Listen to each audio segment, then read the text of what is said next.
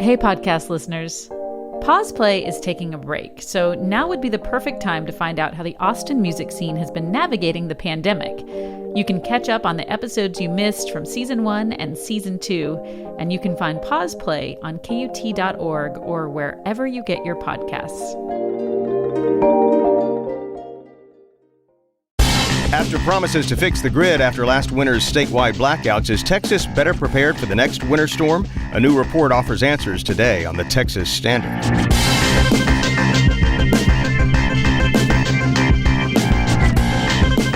The Texas Standard is a production of KUT Austin, KERA North Texas, Houston Public Media, and Texas Public Radio in San Antonio. I'm David Brown. Dallas and Houston among the top destinations in the U.S. for holiday travelers who are hitting the road this week despite a spike in gasoline prices. But there may be some good news on the horizon. We'll have the latest. Plus, if you're planning on taking the plane, how concerned are you about air rage? We'll meet a scholar who says, buckle up, there may be more turbulence in the passenger section. And a Thanksgiving feast stuffed into a single bag of candy corn? All those stories and a whole lot more when the Texas Standard gets underway. Right after this. No matter where you are, it's Texas Standard Time on this 22nd day of November 2021. I'm David Brown. Great to have you with us. Big news over the weekend with one of the longest-serving members of Congress announcing she won't be standing for re-election next year. We'll have more on Eddie Bernice Johnson's decision to retire from Congress after 3 decades. That's in the Texas Roundup a little later in the broadcast. Speaking of 2022, picture this. A winter storm, a spike in demand for power statewide, many power plants offline because of the freezing conditions. Well, if that sounds familiar, perhaps you also remember what happened in the aftermath of this year's deadly winter blackouts. Promises to get things fixed so it would never happen again. Now, ERCOT, the Electric Reliability Council of Texas, has issued new estimates taking into account new preparations. So, is the grid better prepared to weather a storm like the one we saw just this past winter? Mose Buchel is energy and environment reporter for our home station, KUT Austin. He's also host of the podcast, The Disconnect. Mose, welcome back to the Texas Standard. Thanks for taking the time. Thank you, David. Tell us a little bit more about this report from ERCOT. Why is ERCOT issuing this? Well, this is actually a kind of quarterly report that they've been putting out for years. It's called a seasonal assessment, and ahead of the winter, in this case, they come out with this assessment just to kind of let people know how they think the grid can hold up given different weather conditions. You know, basically, are we going to have enough juice to get through the winter? They do it for the spring and summer as well, but everyone, of course, for obvious reasons, has been waiting for this one with bated breath. Well, what's the top line finding here? Are they saying that the grid is better prepared to handle the next big winter storm? If you kind of read between the lines of this report, they say that they have made improvements, of course, and that power plants have kind of also started winterizing, doing things to try to withstand freezing temperatures better. But the assessment also is pretty clear in saying that the grid would not be able to withstand extreme conditions. That's to say, you know, if people are worried about something similar to what happened last February happening again, that is still a possibility. That's the finding after all of the scrutiny that ERCOT's been under, after all of the promises and pledges from state lawmakers and top officials? Yeah, and it even goes beyond that, because after this report came out, a lot of analysts and observers started kind of just poking holes in a lot of the assumptions the report made. So, you know, if you read the assessment, ERCOT says if we have really, really, really bad weather in the winter, we're going to lose a lot of generation capacity. The demand, of course, will go up, and that could cause another blackout. But what many analysts said after the report was released, and I should say released late on a Friday, last Friday, which doesn't look very good. A lot of people looked at this and said they're not making the right assumptions. They're assuming that too much power might stay online. They're also making assumptions about energy demand that could be overly optimistic. That's to say that we may have more energy demand in the extreme weather event than ERCOT is assuming in its assessment, which could mean less grid stability. I don't want to oversimplify things, but is this an indicator that the state's response simply hasn't been enough to avoid mass extended blackouts across Texas like what we witnessed this past winter? Yeah, it's kind of goes to like what you think that we should be guarding for. Some might argue that it would be too costly to try to prepare for another storm like we saw in February, which might be like a 1 in 100 event. And of course, I'm not saying that it's exactly a 1 in 100 event. I'm just kind of using that number as an example. But again, I interviewed a climate scientist on Friday who said that he doesn't even think that the grid seems to be prepared for a 1 in 10 type, winter events. So that clearly, I think, would suggest that there's more work to be done. Is it, you seem to be suggesting that ERCOT might have been sort of soft-pedaling things with their assumptions. In other words, things could be far worse than what's baked into ERCOT's own assumptions. What about other reports? Have any independent analysts looked into the state of the power grid as it stands, now that we're coming up on winter season? Absolutely. I mean, you have, of course, kind of academic and scholarly investigations into this. And then right before the ERCOT report came up, we also had NERC, the kind of federal, one of the federal regulatory authorities over grids throughout North America, came out with its seasonal assessment, which likewise said that the Texas grid was vulnerable to more extreme winter weather. In fact, if you look at the NERC report, because it's comparing the ERCOT grid with other grids across North America, we look like we're in significantly worse shape than any other grid that is under their jurisdiction. In the meantime, in the few seconds we have left, are companies taking active steps to try to deal with winterization and weatherization? Power plants, yes, they've actually been mandated to. So generating units are trying to build resiliency into their generators. The natural gas supply chain is another question entirely. There have been no rules mandating that they weatherize, winterize, and so that's just a question of what they choose to do into this winter. And that could be a big problem because cutoffs in the natural gas supply chain is part of what caused the blackout. Mose Buchel covers energy and the environment for our home station, KUT Austin. If you haven't yet, check out his podcast, The Disconnect, wherever you get your podcasts. Mose, thanks again. Thank you, David.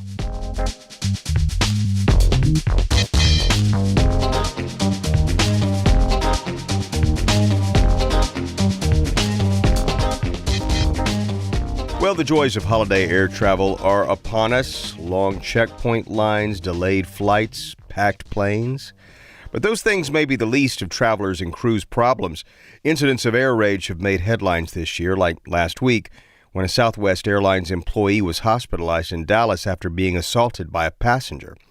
In-flight incidents have been increasing. So far this year, the FAA has initiated investigations for 991 unruly passenger incidents. Compare that with 146 in 2019, right before the pandemic. What is going on and what can be done about it? Joining us to talk about that, Andrew Thomas. He is a professor at the University of Akron. He tracks incidents of aggression in aviation, and he's the author of the book Air Rage, Crisis in the Skies. Andrew, welcome to the Texas Standard. Thanks for having me. Even if it seems like there's been a huge uptick in fights and otherwise hostile behavior on planes, it's safe to say this isn't a brand new phenomenon. Is this a more modern problem in aviation, or does this go all the way back to the beginning? Well, it's got about a 30-year history. Not that there weren't people behaving badly in the 1920s and 30s when commercial air travel started. It really opened up, though, in the early 90s. It accelerated when we got to 9/11. There were several incidents of cockpit intrusions leading up to that date. It kind of calmed down after 9/11, and then it started ramping back up again. And then once we came out of the pandemic, at least from an air travel perspective, it's really been at a very high level and something we should expect to see the same going forward. Let me ask you something. Why the 90s, and why should we expect to see this more of this going forward? Why is that an expectation? Well, the 90s was kind of the beginning of a whole new era of air travel, and it was kind of the summer of 92, as it's been called, kind of opened up air travel for the masses, really for the first time in history. average people could afford to travel. Before, it was really kind of the realm of the exclusive. It was kind of a Nordstrom's experience. And what we've kind of seen over the last 30 years is air travel becoming much more like a Walmart experience. And when you've added the significant amount of people traveling, tens and tens of millions more every year, we'll expect and we should to see just greater amounts of incidents of people not behaving well. A sort of a reflection of the ambient mood at any given time? Is that what you're suggesting? It can be, sure. And that's what we're seeing now. I think you get people packed into airplanes after being told for many, many months, anybody within 6 feet of you is a threat to your personal safety. Now we're back on top of each other in airplanes and in airports. There was belief on the part of a lot of carriers that air travel would return to some degree of normalcy, but not to the levels we've seen in terms of passenger taking flights. Of course, we have the mask mandates that have been layered on by the federal government and don't appear to be going away anytime soon. This is going to cause more of these incidents to occur. Well, so what, if anything, can be done to reduce the number, the frequency and intensity of these incidents, and who's responsible for stepping in, if anyone? Well, when I wrote the book over 20 years ago, 9/11, the solution was pretty much the same as it is now, and thankfully there has been some progress in that area. And that is, the federal government needs to take this a lot more serious. For a long time, an air rage incident was treated as a very localized situation. There would be any number of potential responses at the arriving airport for somebody who had acted up on the plane. But there was really no consequence to the behavior. And, of course, people will do things if they don't think there's going to be any consequences. And finally, I think as a result of the intensity of cases this year and just the sheer number, I think the federal government finally is getting the FBI to be the leader on this. So any incident that takes place, at least theoretically, now should have the FBI looking at it. And for a long time, the FBI didn't want anything to do with this. Now that you have the FBI kind of at the tip of the spear on this, you're going to see prosecutions. You're going to see people go to jail for a long time, significant civil fines. Enforcing the law, in other words, something that we've been calling for a long time. I think it's finally beginning to happen. Professor Andrew Thomas of the University of Akron is author of Air Rage: Crisis in the Skies. He tracks incidents on flights at airrage.org. Professor, thanks again for your time. Happy Thanksgiving.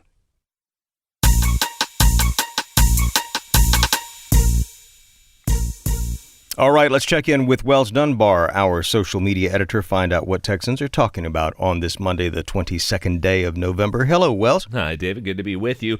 Governor Greg Abbott's decision to move $4 million in state money to the Texas Secretary of State to build a so-called election audit division, sparking a lot of talk on social media. Governor Abbott said the emergency funds, which are being appropriated from the Texas Department of Criminal Justice, were necessary because the Secretary of State's office lacked the money to accomplish those GOP audit objectives. The state previously announced it would audit the 2020 election in 4 counties: Collin, Dallas, Harris, and Tarrant, despite previous assurances the presidential election was smooth and secure. Indeed, this audit push arrives as former President Trump continues to make unfounded allegations of election irregularities with no real evidence to back them up. Just one topic we're talking about. I'll have some reactions to that and more later in the show.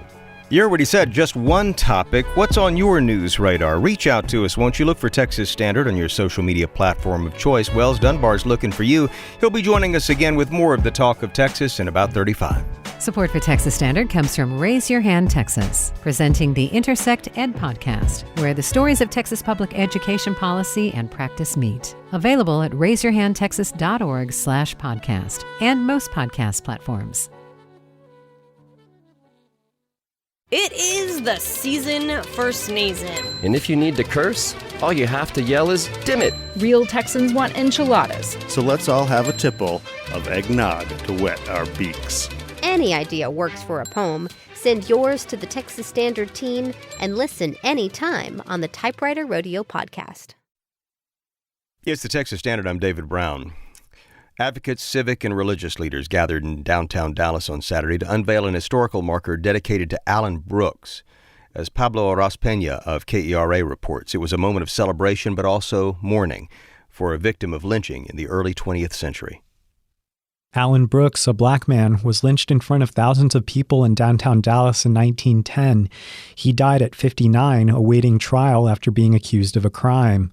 On Saturday, advocates unveiled a memorial marker for Brooks at the corner of Main and Ackerd Streets where the lynching took place. Ed Gray is the president of the Dallas County Justice Initiative, which led the effort. He hopes the marker will serve as a reminder of the region's dark history of lynchings. This is no critical race theory. This is just straight up history. You can't stop the truth from coming out. Gray says the group plans to unveil more historical markers for lynchings that have happened across Dallas in the future. I'm Pablo Aras-Peña in Dallas. Support for coverage of business comes from Texas Mutual Insurance Company, a workers' comp provider committed to rewarding policyholders who keep their employees safe. More at texasmutual.com. And you are listening to the Texas Standard. Ahead of the holidays, we're looking at some things in the energy world that will have some people, especially consumers, counting their blessings, according to Matt Smith. He's lead oil analyst for the Americas at Kepler. Matt, welcome back. Thank you, David. Hey, before we get into oil prices, gasoline prices, and all of that, I suppose I should use this opportunity to ask you about the Build Back Better bill, which passed in the House, now heads to the Senate.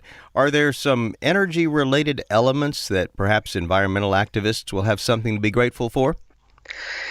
Absolutely, David. So there is a lot in this bill for climate change supporters to be happy about, with some $500 billion allocated to that side of things. So about $300 billion of it is to provide tax incentives for clean energy generation and electric vehicles, as well as investment in transmission lines and other infrastructure like that. The rest of the money is to bolster the resilience of the US against damages caused by climate change. Now scarily, David, extreme weather caused more than $100 billion of damage last year. Wow. In terms of us as consumers, the tax credit on electric vehicles is set to be $12,500 per vehicle, and it's going to be applied at the time of sale, as opposed to you having to file it in your taxes and get it back, with that lag. So that's a big plus. Well, there's also tax credits as well that are set to be extended for residential clean products, such as solar, small wind turbines, or geothermal energy.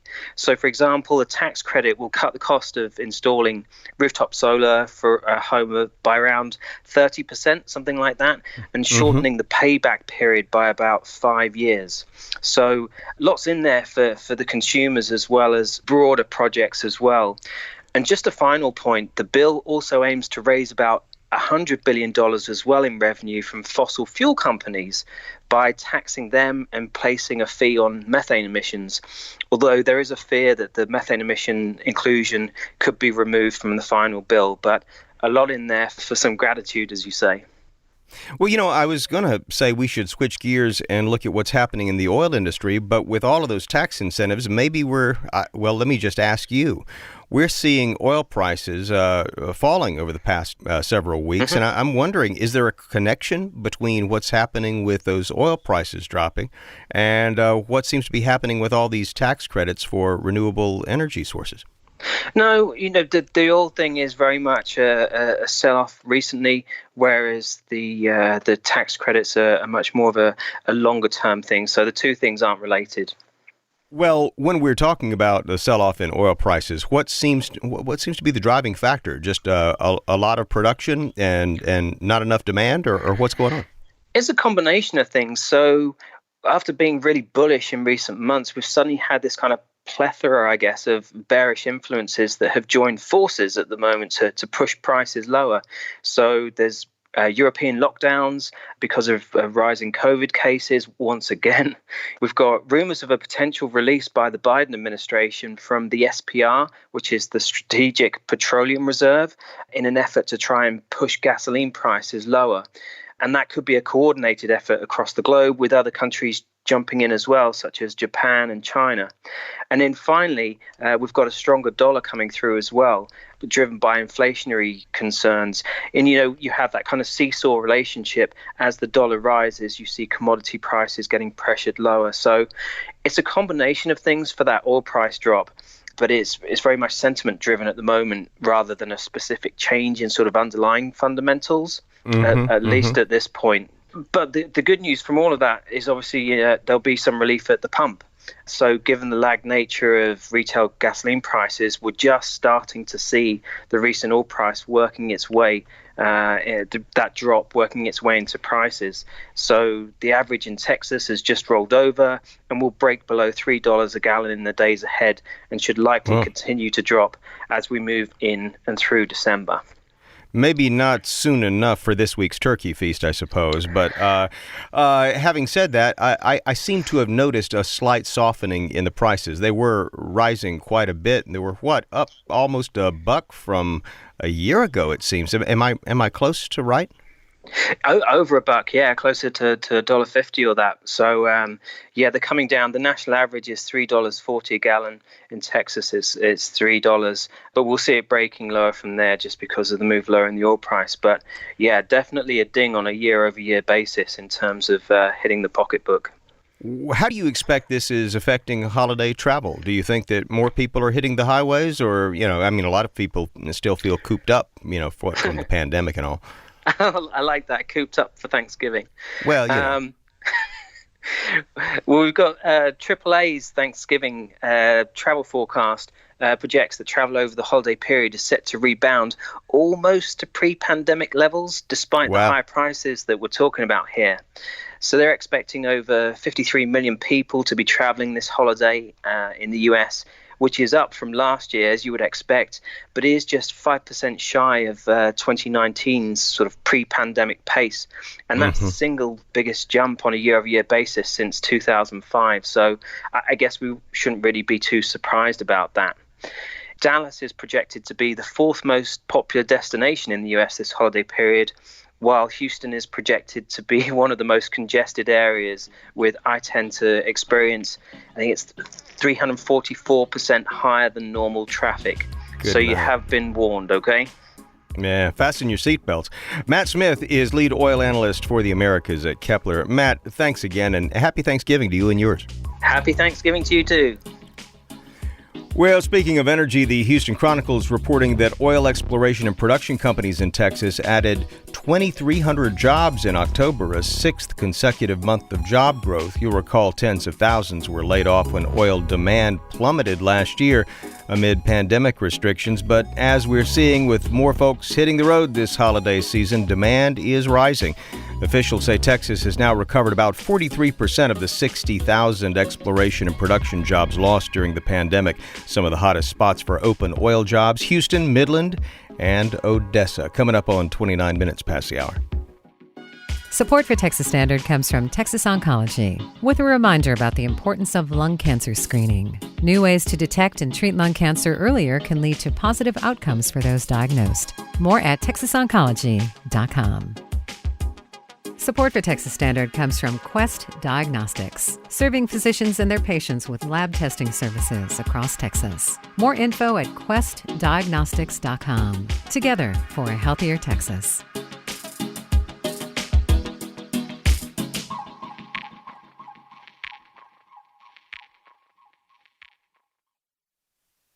From the Texas Newsroom, I'm Joseph Leahy. Beto O'Rourke is distancing his campaign for Texas governor from President Joe Biden. When asked on CNN's State of the Union on Sunday if he would welcome the fellow Democrats' help on the campaign trail, the former El Paso congressman suggested he would not. This campaign in Texas is not going to be about Joe Biden. It's not going to be about Donald Trump. It's not going to be about anyone from outside of our state. This is going to be about the people of Texas and what the people of Texas want. A new poll out Sunday from the Dallas Morning News and University of Texas at Tyler found incumbent Republican Governor Greg Abbott holds a 6-point lead over O'Rourke. Congresswoman Eddie Bernice Johnson plans to retire when her current term ends. KERA's Stella Chavez reports she announced the decision on Saturday. Johnson, a Democrat, has been in Congress for nearly 30 years and is considered a political trailblazer, having broken numerous barriers. She was the first registered nurse elected to Congress and the first Black woman from Dallas elected to public office. I'm proud of what I've done because there is no Texan in the history of this state who has brought more home, and I'm proud of it. Speaking to a large crowd inside a Dallas church, Johnson says she heard the pleas from supporters to seek another term and went back and forth on her decision. Johnson says the person she ultimately endorses to run for her seat will be a woman. I'm Stella Chavez in Dallas. A leading vaccine researcher in Texas encourages all adults to get COVID-19 booster shots now that they're eligible. The U.S. Food and Drug Administration and the Centers for Disease Control and Prevention signed off on a third dose of the Moderna and Pfizer vaccines for everyone 18 and older on Friday. Dr. Peter Hotez with Baylor College of Medicine in Houston discussed the recommendations on MSNBC. My hope actually is that although it may not be one and done and two and done, it could be three and done. And based on some other vaccines that we give to kids, I'm hopeful, but we don't know for sure, that we will not need annual boosters, that this could be it for a few years potentially. So that's the hope. The FDA and CDC recommend people who receive the Moderna or Pfizer shots get a booster at least 6 months after their second dose. And the Texas Department of Public Safety is helping investigate a fiery school bus crash near Big Spring, Texas on Friday that killed 3 men and injured at least a dozen students. Andrews High School band director Darren Johns was among those who died after a pickup truck driving the wrong way on the highway crashed into the bus. I'm Joseph Leahy for the Texas Standard. Support for this Texas newscast comes from ASCO Equipment, a Case construction dealer, providing equipment to help get the job done. Purchase or rental, ASCO provides the service and support. Details on the full line of Case equipment at ascoeq.com. 33 minutes past the hour, Texas Standard Time. I'm David Brown. Turkey dinner, pie, and coffee sounds pretty good long about now, but in candy corn form? That's where our next guest comes in. Dietitian Heather Martin makes food her business, and she was no doubt intrigued when she came across a bag of Brock's candy corn. You know what I'm talking about, those little triangular-shaped pieces of candy. Only this bag was marked turkey dinner, apple pie, and coffee. It's supposed to include the tastes of green bean stuffing and cranberry sauce, plus dessert and a cup of joe. Well, not only did she survive this harrowing holiday experience of trying this stuff out, she tweeted through it, too, in a viral thread that's been shared over 10,000 times. Heather Martin joins us now for a recap of that experience. Welcome to the Texas Standard. Thanks. I really appreciate you having me. Before we get into this, candy corn is divisive enough under normal circumstances. How do you come down on candy corn? Do you like to eat it? I mean, putting aside your dietitian hat for a moment. The regular orange and yellow kind, not especially. Yeah. It's not one of my favorite things. Well, I don't guess you were particularly excited about digging into a bag of this stuff, but may I ask first what it tastes like? Well, it depends on which flavor you try. It's terrible. I was excited, actually. I went out of my way to get a bag as soon as I heard about it. Apparently it was out last year too, but this is the first year I heard about it. And I love this kind of thing, so I snapped it up. Some of the pieces are green. I presume those are the beans? Is that the idea? That's, well, it's called the green bean one. That's not what it tastes like. What does it taste like? It's green tea is the closest I can come to it, but as I said in the tweet, it has dirt overtone. And I'm not kidding. It's not hyperbole. It really does. Dirt overtones, huh? It does. Yeah. What about some of the other pieces? Let's see. The turkey and gravy candy corn. What's the verdict there? Yeah, it tastes like turkey. A friend of mine tried it and noted that it tasted like sort of like TV dinner turkey, and I think that's really accurate. It's terrible. The stuffing? The stuffing is the worst one. It's really a violent sage, and that's really the only flavor. It's maybe a little onion. Really bad. I think you're holding back a bit because I gather online, you called the stuffing candy corn an unrepentant violation of the Geneva Convention. It's a war crime. Oh, boy. Yeah, I really feel like they went out of their way to try to hurt me. We're joking about this stuff, but I can't help but think that there are going to be some kids reaching into the bag as a substitute for sitting down with a family and having some of the good stuff, some of the real stuff. You concerned about that as a dietitian? I would imagine yes. Oh, candy? Well, dietitians, it's a common misconception that we're the food police. And actually, this tweet thread came out of a work chat. I did a live tasting with my coworkers, my other dietitians, and we all think that foods like this have a place. It gets people talking, and that's a good thing. Oh, interesting. Okay, so what would you say is the best overall? If you were to say, okay, well, if you're going to try this, here's the one to pick. If you want to enjoy one, the coffee one for sure is the best one. It's almost coffee. reasonable. I would have thought apple pie. How does that taste? You know, the apple pie one was a little bland, very one note. I think I described it as tasting like it had been in the room with an apple pie scented candle. Not much flavor. You end your thread on social media with a interesting suggestion for what to do with a bag of Brock's Turkey Dinner apple pie and coffee candy corn, should you ever be fortunate enough to find one. This is a limited edition, by the way.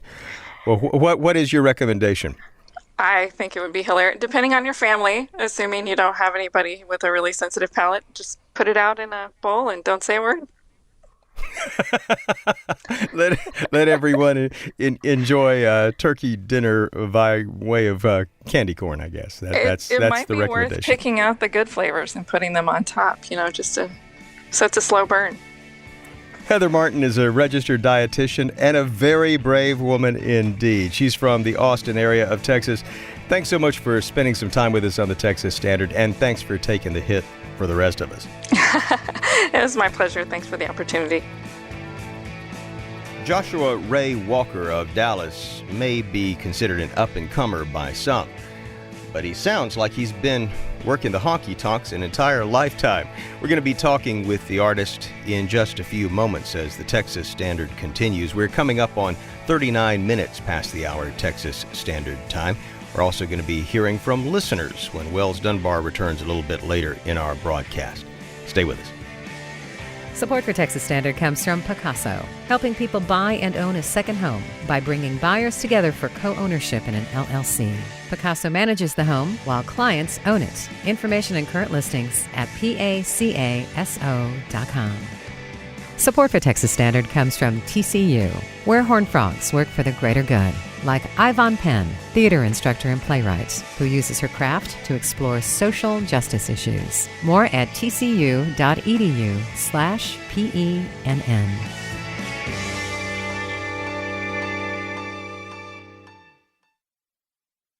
It's the Texas Standard. I'm David Brown. Even though some songs of Joshua Ray Walker's would sound right at home on classic country charts, you wouldn't mistake him for anyone else. I feel sexy after dark. My conscience finds it hard to see. Walker's sound and his writing are all his own. You might not expect that from an artist who wrote a trilogy of albums about the last night at a honky-tonk, well-worn territory for the genre, but he's definitely an original. His newest album is called See You Next Time, his third for Dallas's State Fair Records, and he joins us today on the Texas Standard. Joshua, welcome and thanks for being here. Yeah, of course. Thanks for having me.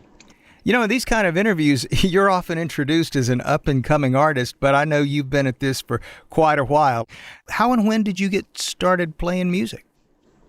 I've been playing these songs out for about 10 years after I started writing music, and then before that, I was playing lead guitar for other bands since junior high, and I started playing guitar and banjo when I was about 6. I'm 30 now, so it's all I've done as an adult. My whole adult life I've been a working musician, so long time. I guess that up and coming stuff, it gets down to the fact that the spotlight seems to be falling on you a whole lot of late. Why do you think that is? You just been on the road so long that people are now starting to recognize who you are, or do you think there kind of a breakout for you? I can kind of pinpoint when things started to shift for me, and I'd been playing a lot of those 3 and 4 hour dive bar type of gigs, and I wrote a song called Canyon for my dad. And it ended up being on the first record. Turn to space that can't be filled. I'm a bottomless canyon, down to drop to spill. Are you proud of me? Are you proud of what I do? I'm trying to be a better man than the one that you knew.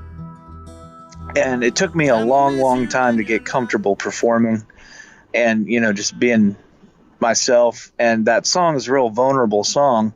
My dad was diagnosed with cancer, and I wrote a song about our relationship. And when I played that out, I noticed that people really perked up and were actually paying attention.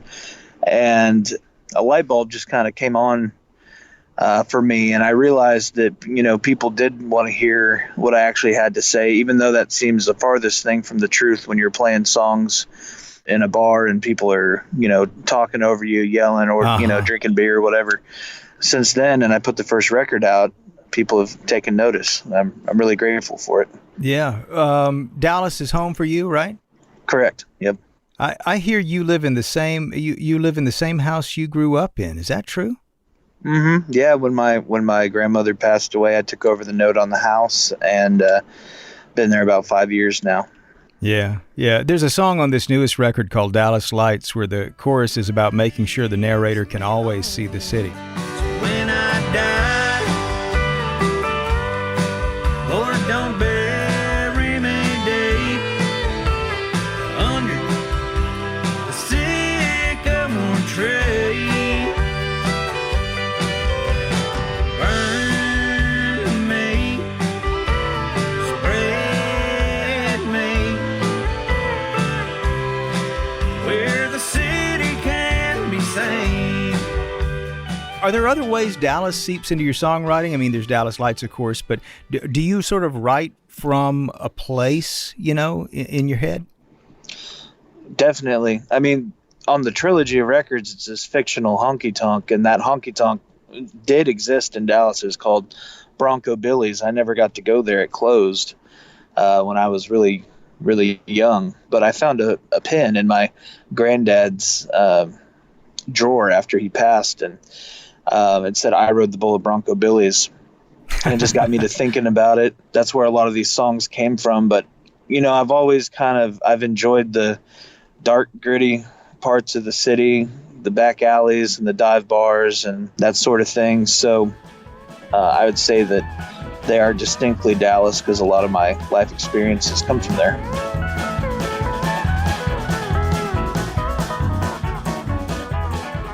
Sure.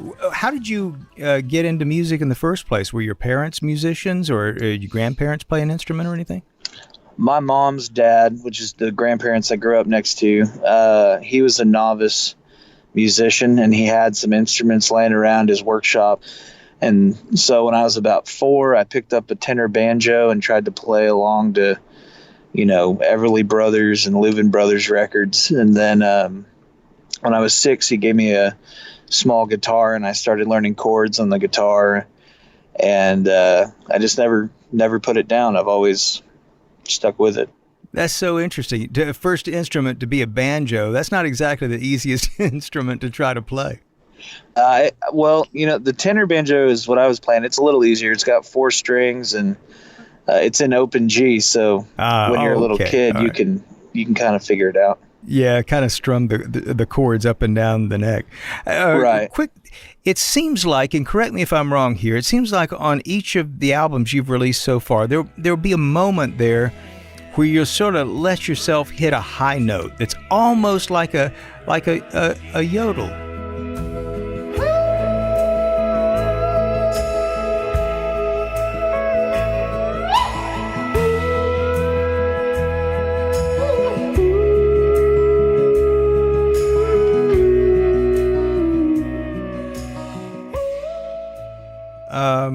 When did you realize you could do that?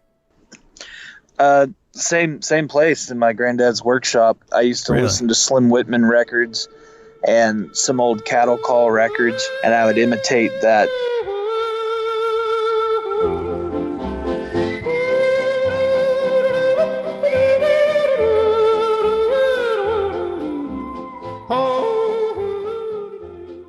I call them yips more than a yodel, but I guess it was 5 or 6 years ago. I was covering a Hank Williams song, and someone said, "Hey, you're pretty good at that." And I remembered, like, "Oh yeah, I used to do that when I was a kid." That's really cool. You mentioned earlier when we were talking, you said you didn't feel particularly comfortable performing, until Canyon. Right.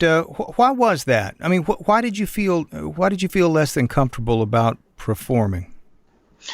Oh, I think, most people have stage fright. I was always a guitar player, and I felt comfortable in that position, and I never really thought of myself as a singer. So it just took me a long time to get used to it, and I did have terrible stage fright. I used to go to open mics 3, 4, 5 times a week when I was first getting started, just to get used to being on a stage and singing into a microphone. But I mean, I still get nervous before every show. I'm never not nervous before a performance. Is that right? We've been talking with Dallas's Joshua Ray Walker. His newest album, See You Next Time, is available wherever you buy or stream music. Joshua, thanks so much for your time, and travel safe.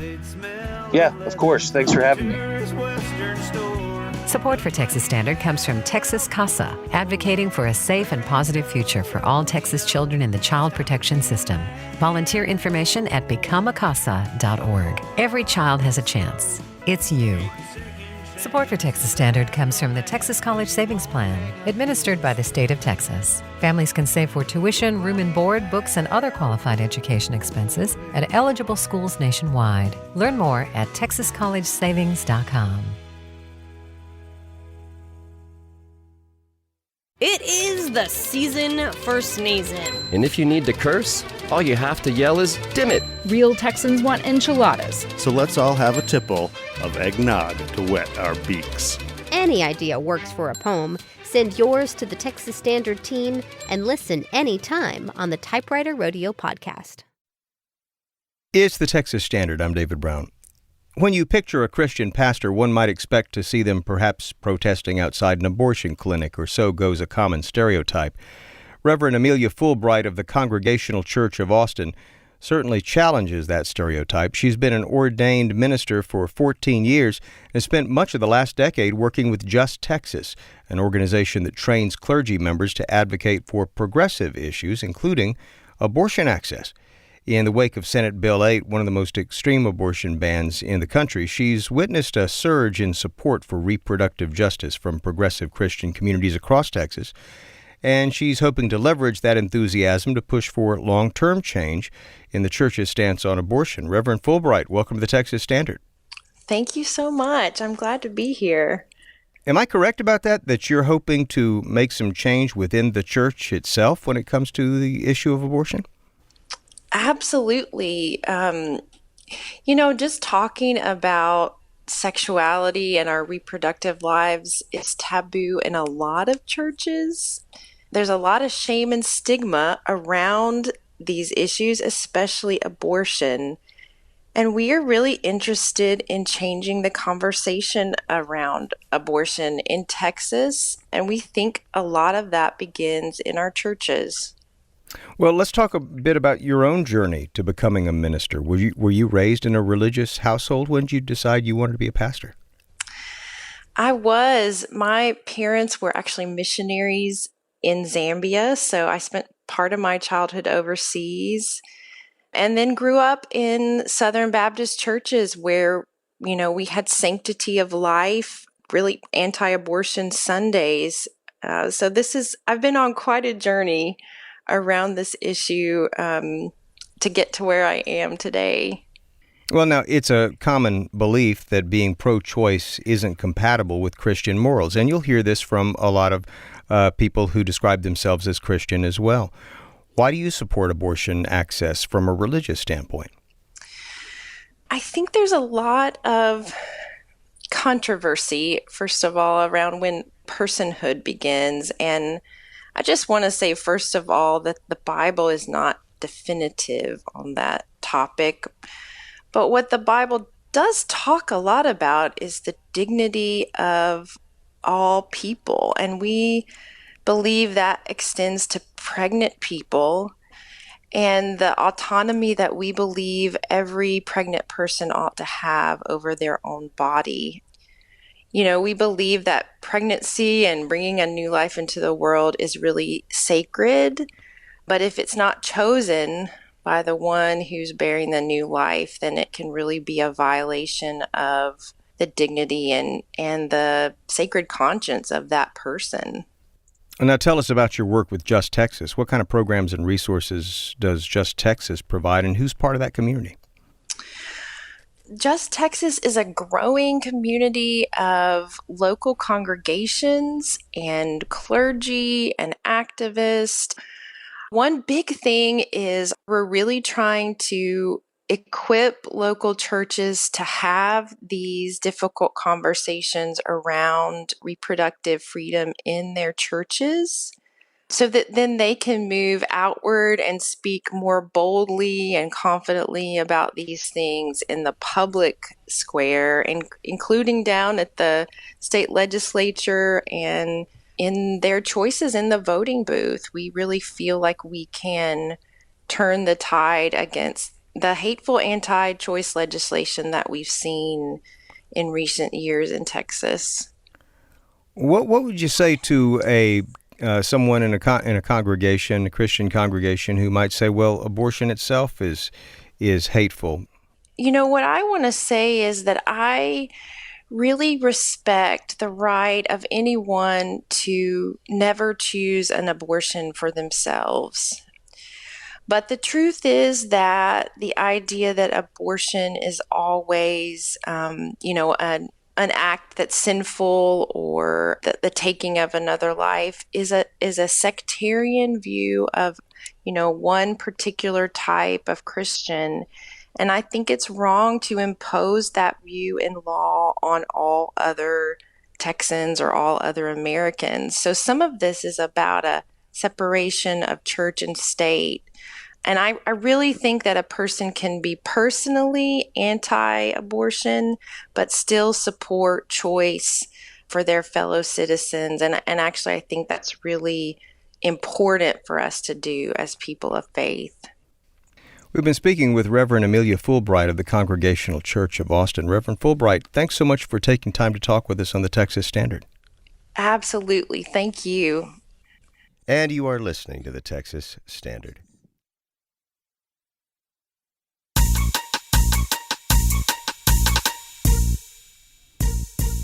Let's check back in with Wells Dunbar, our social media editor, to hear what the talk of Texas is on this Monday.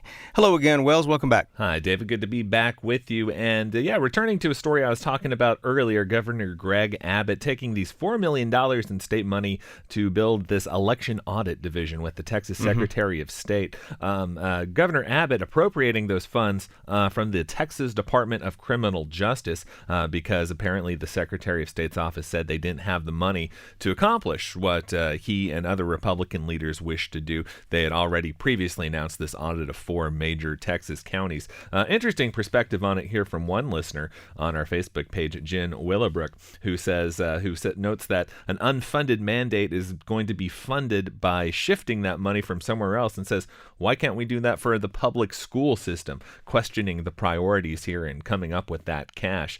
And also, I've seen some people cracking online too, somewhat ironically, this Texas Department of Criminal Justice funding is Abbott in effect defunding the police, as he is often criticized or alleged other politicians, Democratic politicians, might have called to do with that shifting of funds from the Texas Department of Criminal Justice. Interesting perspective again, and again, we really should note that these audits take place absent any evidence of widespread wrongdoing whatsoever in those 2020 elections. So interesting developments there, to say the very least, indeed. David.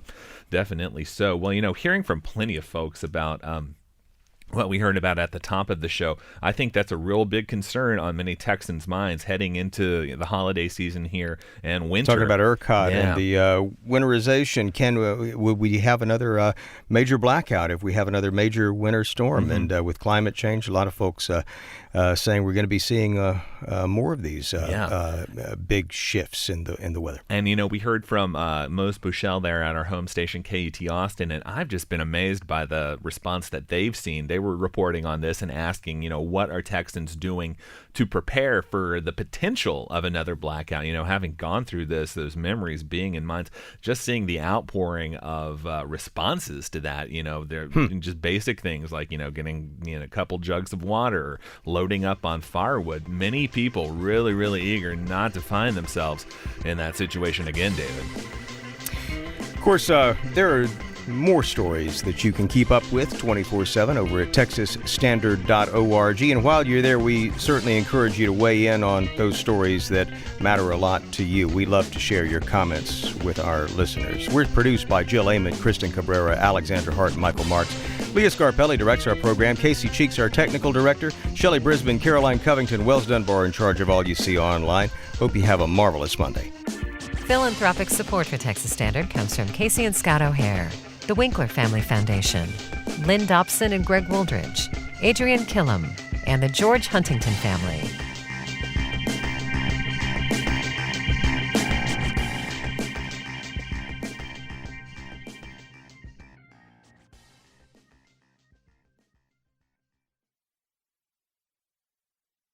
What do you want to know about Austin? Our AT Explained project takes your questions about Austin's people, places, and things and goes the distance to answer them. Subscribe to the AT Explained podcast. Find it on iTunes, Google Play, or your favorite podcast app, or go to atexplained.org.